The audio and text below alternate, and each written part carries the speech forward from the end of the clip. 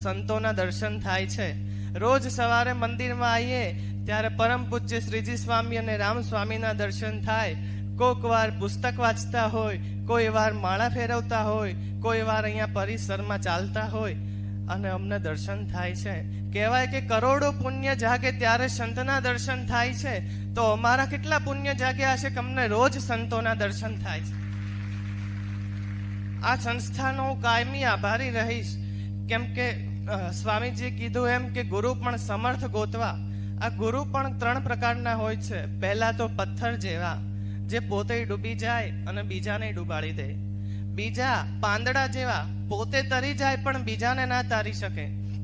અને ત્રીજા નાવડા જેવા, જે પોતે તરી જાય અને આપણને તારે। આપણને પણ એવા સમર્થ ગુરુ મળ્યા છે, જે પોતે તરી ગયા અને આપણો હાથ પકડીને આપણને તારી દીધા છે।